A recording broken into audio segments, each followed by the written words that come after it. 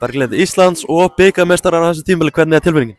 Hún bara fáránlega góð. Ég bara svo ánægð með hennan sigur og loksins vinna hennan titil, bara geggjur tilfinning. Það er orðið langt síðan þú varst Íslandsmeistari núna. Sko, 2020 það unnum hann í COVID, en síðast unnum við tvöfalt 2018 og það var mjög gaman. Þannig að geggja að endurtaka leikinn aftur í dag. Er þetta ekki svolítið öðruvísi að vinna þetta í COVID? Jú, guð. Ég held að við vorum bara heima í stofu þegar við unnum hann, sko. Ég held að vera eitthvað þannig. En þetta er bara geggja. Þessi leikur í dag, þetta var svona smá drykkileikur. Já, þetta var hörkuleikur og mjög erfitt að spila hann, en ég er virkilega ánægð með hvernig liðið var stemmt í dag og bara ánægð með að við kláruðum þetta. Gaman að setja sigurmarkið sem klárar hennar leik. Já, það er bara frábær tilfinning. Geggja bolti frá Andreu þarna. Var þetta skot hjá henni? Þú voru að spyrja hana, allan að það var ég fyrir og hann fór inn. Svo var það einhvern veginn svona laki yfir línuna. Þetta markið sem kláraði þetta, var eitthvað stress í liðinu eftir markið? Nei, ég fann það ekki, sko. Nei, ég get ekki sagt það.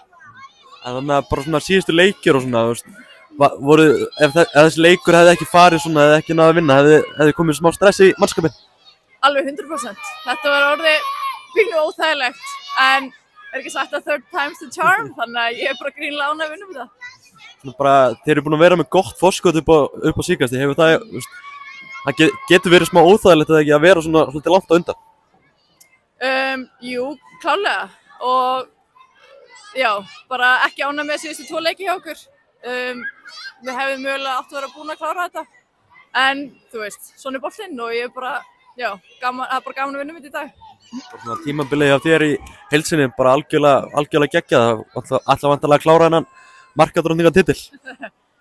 Já, það væri bara algjör bónus, sko, en ég er bara virkilega ánægð með tvennuna og það var klárlega markmið fyrir tímabili og svo ef mann er einhvers góð þá er það bara algjör bónus.